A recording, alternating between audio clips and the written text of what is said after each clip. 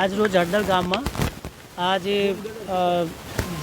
गैरकायदेसर महापंचायतનું જે એલાન કર્યું હતું એ સંદર્ભે અમુક લોકો અહીંયા ભેગા થયા હતા એટલે પોલીસ એમને ડિટેન કરવા માટે અને ગેરકાયદેસર મંડળી જે લોકોએ બનાવી હતી એને વિખેરવા માટે આવી તો એ લોકોએ પોલીસ ઉપર પથ્થરમારું ચાલુ કરી દીધું અને પોલીસની ગાડીમાં પણ નુકસાન કરી અને ગાડી પલટી મારી પછી પોલીસે એ લોકોને વોર્નિંગ આપી કે તમે અહીંયાથી નીકળો અને આવું નહીં કરવાનો તો પછી પોલીસ ઉપર પથ્થરમારા કર્યા તો પોલીસે એમના ઉપર બલ જે જરૂરી બલ છે ગેસ ગન અને ગેસ ટીયર સેલ્સનો પ્રયોગ કરીને અને એ ટોળાને વિખેર્યા અને પછી હાલ પરિસ્થિતિ કાબૂમાં છે અને બધી શાંતિ છે। કેટલા લોકોની અટકાયત થઈ છે અત્યારે એક્ઝેક્ટ આંકડો નહીં પણ અહીંયાથી જે લોકો મંડળીમાં હતા એ લોકોની અટકાયત કરી છે એમાં 20 લોકો હશે એ અત્યારે વેરીફાઈ કરવામાં આવશે પછી આપણે કહેવામાં આવશે। એમાં લગભગ 3 પોલીસ કર્મીઓની ઈજા થઈ છે અને એમને ગંભીર માથામાં ઈજા થઈ છે તો એમાં ગુના દાખલ કરવામાં આવશે। એ લોકોએ જે પોલીસ ઉપર જે આવી રીતે હમલા કરવામાં આવ્યું છે અને જેનાથી મોત નીપજી શકે એવા પથ્થરો એને તૈયારી કરવામાં આવ્યું છે તો એમાં આપણે ગુના દાખલ કરીશું અને બધા આરોપીઓને પકડીશું। સર લોકલ આઈબી તરફથી કોઈ ઇનપુટ હતાવી કે સભા થઈ રહી છે આટલી મોટી માત્રામાં લોકો ભેગા થઈ રહ્યા છે એ પ્રકારનું કોઈ આઈબી તમને મળ્યું હતું ખરા? એ તો અત્યારે જ સભા થઈ છે એટલે અમે ખબર હતી એટલે જ આપણે એમને વિખેરવા માટે આવ્યા હતા।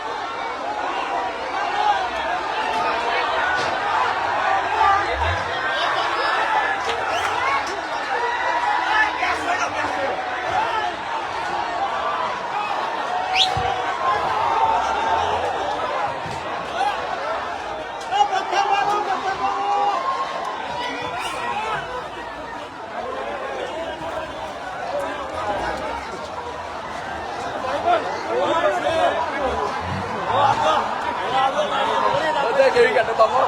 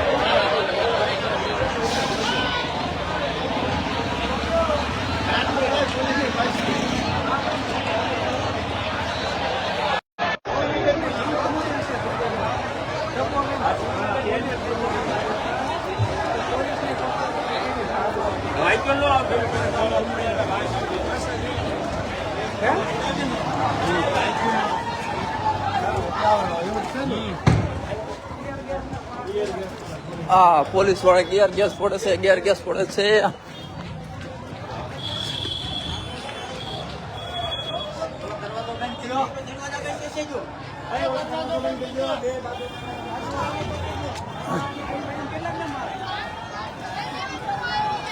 મિત્રો આ છે ને લાઈવ છે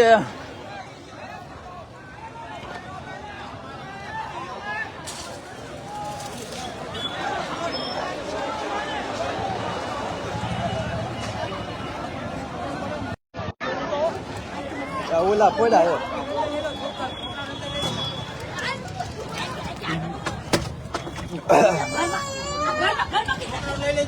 લઈ લેજો બાજુમાં કહી દો છોકરા લઈ લો ઓલા હું કહે ઓલા ફોડે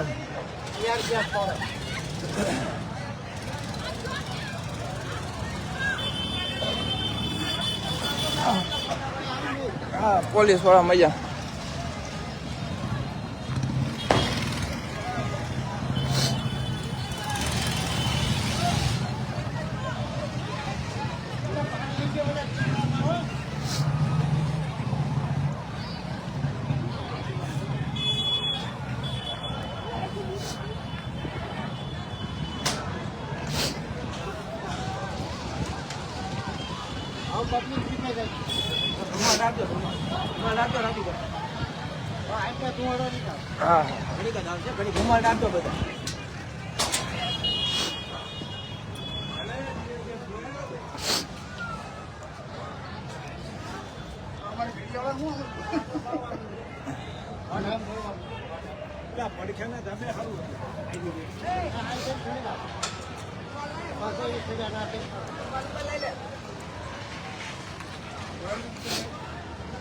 હા ગાડી ઊંધી નાખી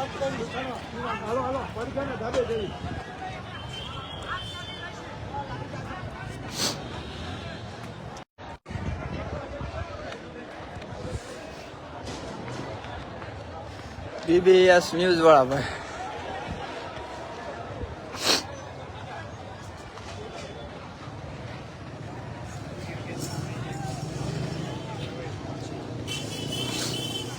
લાઈવ દ્રશ્યો છે અત્યારે મારે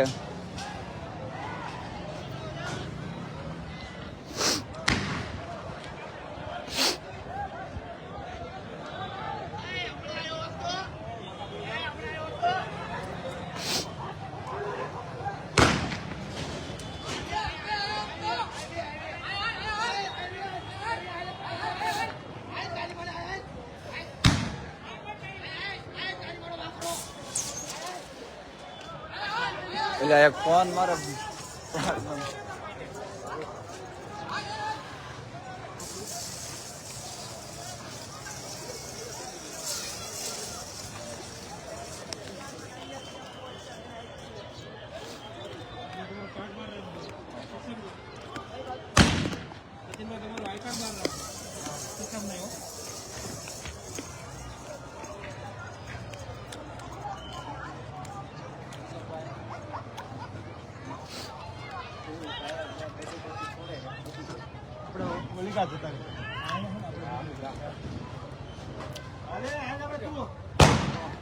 તું તારામાં ન રહી મોબાઈલ મૂકી દે.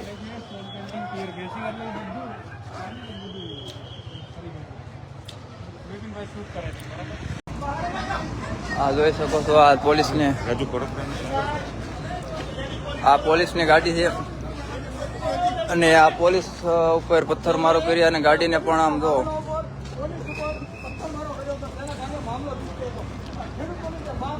ખેડૂતો અને પોલીસ વચ્ચે મામલો ઉગ્રમાં ઉગ્ર રૂપ ધારણ કર્યું છે. આ પોલીસની ગાડી આખી ગાડીને પૂરી પલટી મરાઈ દેવામાં આવી છે.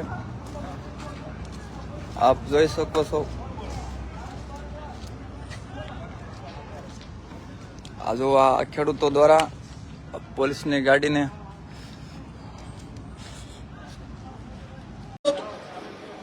આજે ભાજપે 54 લાખ ખેડૂતોના અવાજને દબાવવાની કોશિશ કરી છે. હું 54 લાખ ખેડૂતોને હાથ જોડીને વિનંતી કરું છું કે અમે ઝૂકવાના નથી, અમે ડરવાના નથી, અમે ભાજપની પોલીસથી કે ભાજપની તાનાશાહી સામે લડવા તૈયાર છીએ. પણ 54 લાખ ખેડૂતોને મારી વિનંતી છે કે આ બોટાદ એપીએમસી નો ખાલી કડદાનો પ્રશ્ન નથી. આગામી સમયમાં અમે તમારા માટે તમામ એપીએમસીમાં ટીમો બનાવીશું. એ ટીમો ચેક કરશે, ગડબડ હશે તો તમારા માટે લડીશું, લાઠીઓ ખાશું, ગોળીઓ ખાશું. પણ ખેડૂતો એક થાય. 54 લાખ ખેડૂતોને આજે ગુજરાતમાં એક થવાની જરૂર છે. જ્ઞાતિ જાતિ ધર્મવાદથી ઉપર રહી અને ખેડૂતો એક થવું પડશે. આ લોકો શું કરશે? વધારે વધારે બિચારી પોલીસને આગળ કરશે. કાંઈ વાંધો નહીં, પોલીસ અમારા ઉપર અત્યાચાર કરશે, અમને એરેસ્ટ કરશે, જેલમાં નાખશે. જેટલી એનામાં તાકાત હોય ભાજપની એટલું સંઘર્ષ કરવા અમે તૈયાર છીએ. આજે પણ બોટાદમાં મહાપંચાયત ભલે સુદાન ગઢવી ન પહોંચે પણ અમારું આયોજન છે, બોટાદમાં મહાપંચાયત થશે. બીજી વાત કે આગામી તમામ એપીએમસીમાં મુખ્યમંત્રીએ ખરેખર તો શું કરવાની જરૂર હતી? કડદા અમે બહાર લાવ્યા તો એને રાજ્યના રજિસ્ટ્રારને કહી દેવાની જરૂર હતી કે ભાઈ કડદા સિસ્ટમ બંધ કરાવો, તમામ એપીએમસીમાં ગડબડ થાય છે બંધ કરાવો, તો કામ પૂરું થઈ જાત. ન કર્યું. જ્યારે મેં એલાન કર્યું કે મહાપંચાયત કરવાની છે એટલે તરત જ એના એપીએમસીના ચેરમેને ઇન્ટરવ્યુ આપી દીધું, તો લેખિત તો ન જ આપ્યું. એટલે આખી સિસ્ટમમાં ગડબડ છે. મુખ્યમંત્રી લેવલથી આ પ્રશ્નો છે. અમારી એક જ વિનંતી છે કે હવે તમામ એપીએમસીઓમાં અમારી ટીમો જશે. હું એલાન કરું છું, મુદ્દો ઉઠાવશે. એપીએમસી અહીંયા કડદાની છે, ઘણી એપીએમસીમાં એવી ગડબડો પણ છે જ્યાં કડના પ્રોબ્લેમ થાય છે, ત્યાં રૂપિયા માંગવામાં આવે છે, ટેકાના ભાવે ગડબડો કરે છે. આ વખતે એપીએમસીમાં અમારી ટીમો રહેશે. ટેકાના ભાવમાં પણ ગડબડ નહીં થવા દે, ભાજપના નેતાઓને લૂંટાવા નહીં દે ખેડૂતોને. પણ ખેડૂતો એક થાય.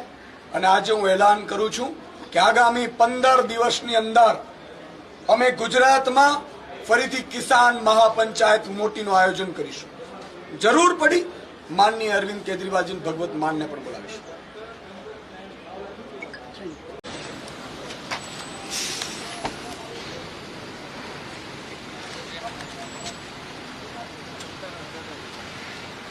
છે ભાઈ શેને માટે?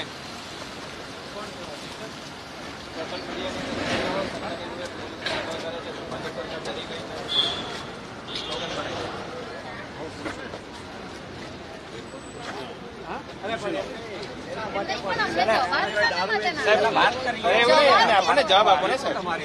અરે એમને શું કઈ છે, કોઈ ઓર્ડર છે, શું છે? નહીં સર, નહીં પોલીસ સ્ટેશન ને અહીંયા શેના માટે? પોલીસ સ્ટેશન શેના માટે? તમે રોકો છો અમને અહીંયા, તો પોલીસ સ્ટેશન અમે શેના માટે આવીએ? એક મિનિટ જવા દે. તમે સમજો. પબ્લિક ને જવાનો રસ્તો છે, તમે બીજી બધી ગાડી જવા દો. અમને શા માટે નથી જવા દેતા? આજે પ્રદેશ પ્રમુખ શ્રી ઈસુદાનભાઈ ગઢવીની આગેવાનીમાં બોટાદ માર્કેટ યાર્ડમાં ચાલતી કડદા પ્રથાની વિરોધમાં જે મહાપંચાયત યોજાઈ એમાં ભાગ લેવા માટે આમ આદમી પાર્ટીની ટીમ જઈ રહી હતી.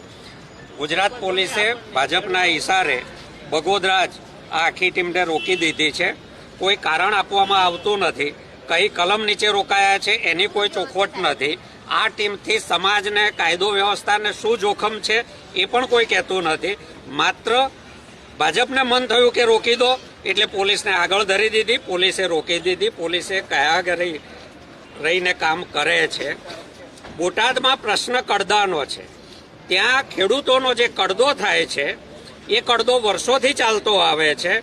જો પોલીસે ઈચ્છ્યું હોત, સરકારે ઈચ્છ્યું હોત તો સુઓ મોટો જૂની કલમ આઈપીસીની 420 અને બીએનએસમાં 319 મુજબ છેતરપિંડીનો ગુનો દાખલ કરી શક્યા હોત, વેપારીઓની તપાસ કરી એમને સજા અપાવી શક્યા હોત. 319માં 7 વર્ષ સુધીની સજા અને દંડની જોગવાઈ છે.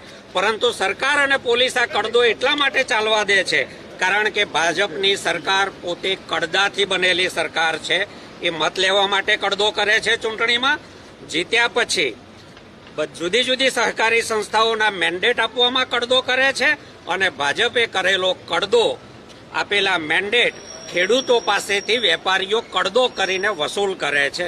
સરકાર મેન્ડેટ આપવામાં ભાજપ કડદો કરે, સરકાર બનાવવામાં ભાજપ કડદો કરે, વહીવટ ચલાવવામાં ભાજપ કડદો કરે અને એના મળતિયા વેપારીઓ છેલ્લે આ બધા કડદા વસૂલ કરે સામાન્ય ખેડૂત પાસેથી. એટલે જેમ દારૂબંધી સરકારના હિતમાં છે કારણ કે સરકારની મોટી આવક 2 નંબરની એમાંથી આવે છે, એવી જ રીતે ગુજરાતની સહકારી સંસ્થાઓમાં શરૂ કરેલી પ્રથા મેન્ડેટ એ ભાજપ માટે કડદા કરવાનું માધ્યમ છે.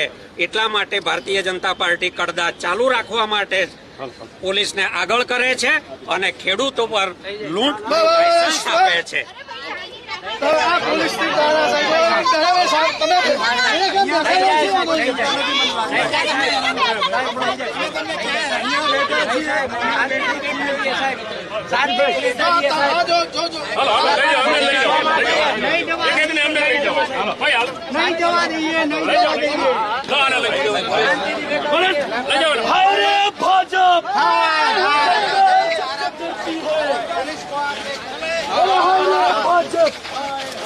पुलिस के दम पे ये सरकार, पुलिस के दम पे ये सरकार।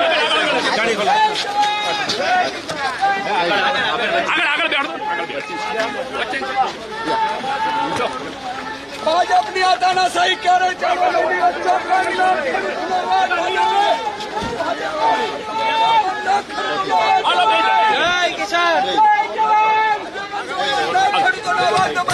ભાજપને આ ખેડૂતો ક્યારે માફ નહીં જાય.